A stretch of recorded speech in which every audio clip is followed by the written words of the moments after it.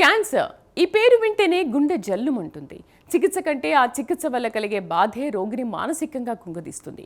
ముఖ్యంగా కీమోథెరపీ అంటే జుట్టు రాలిపోవడం, తీవ్రమైన నీరసం, ఇలా ఎన్నో భయాలు. అయితే ప్రతి క్యాన్సర్ రోగికి కీమో ఖచ్చితమా? ప్రకృతి ఒడిలో దొరికే సోర్ సోప్ వంటి ఫలితాలు, అరుదైన పుట్టగొడుగులు ఈ మహమ్మారిని తరిమి కొట్టగలవా? ఆయుర్వేదం ఈ విషయంలో ఏం చెబుతోంది?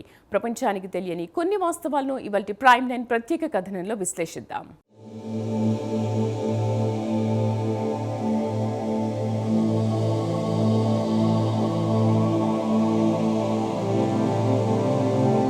క్యాన్సర్ అనగానే అందరికీ గుర్తొచ్చేది కీమోథెరపీ. కానీ ఇప్పుడు వైద్య రంగంలో విప్లవాత్మక మార్పులు వచ్చాయి. ప్రతి రోగికి కీమో ఖచ్చితం కాదు.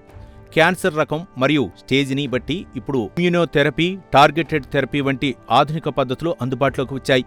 ఇవి కీమోలాగా శరీరంలోని అన్ని కణాలపై ప్రభావం చూపకుండా కేవలం క్యాన్సర్ కణాలనే టార్గెట్ చేస్తాయి. దీనివల్ల సైడ్ ఎఫెక్ట్స్ చాలా వరకు తగ్గుతాయి.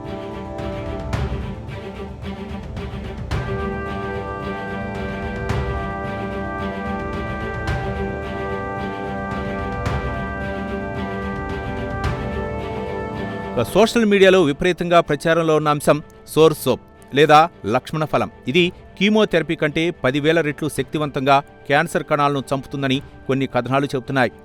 ల్యాబ్ పరీక్షల్లో ఈ పండులోని కొన్ని సమ్మేళనాలు క్యాన్సర్ కణాలను నిరోధించినట్లు తేలింది.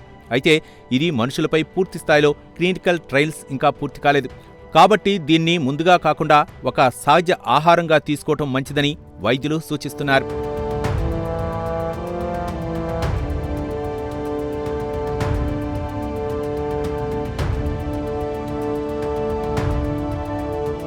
ప్రకృతిలో లభించే ఔషధ గుణాలున్న పుట్టగొడుగులు, ముఖ్యంగా రిషి మరియు టర్కీ టెయిల్ పుట్టగొడుగులపై జపాన్, చైనా వంటి దేశాల్లో విస్తృత పరిశోధనలు జరిగాయి. ఇవి రోగనిరోధక శక్తిని పెంచి కీమో వల్ల కలిగే దుష్ప్రభావాలను తగ్గిస్తాయని నిరూపితమైంది. అలాగే పసుపులోని కర్కుమిన్, అల్లం వంటి మూలికలు కూడా క్యాన్సర్ నివారణలో కీలక పాత్ర పోషిస్తాయని వెలుగులోకి రాని అనేక పరిశోధనలు చెబుతున్నాయి.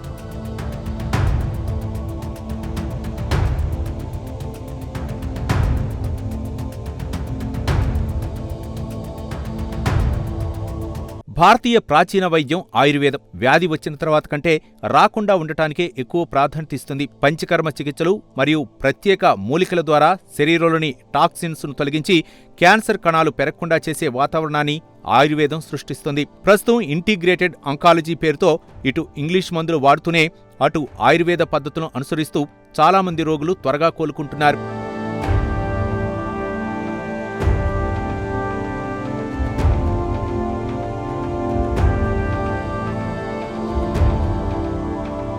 అయితే ఇక్కడ ఒక ముఖ్యమైన విషయం గుర్తుంచుకోవాలి. ఏ మూలిక లేదా పండు మాత్రమే క్యాన్సర్ను పూర్తిగా నయం చేయలేదు. వీటిని సహాయక చికిత్సగా మాత్రమే చూడాలి. ప్రాణాంతక స్థితిలో ఉన్నప్పుడు కేవలం వీటిపైనే ఆధారపడి ఆధునిక వైద్యానికి దూరం కావటం ప్రమాదకరం. సరైన ఆహారం, వ్యాయామం మరియు వైద్యుల పర్యవేక్షణలో సాగే సమగ్ర చికిత్సే క్యాన్సర్ జయించడానికి ఏకైక మార్గం.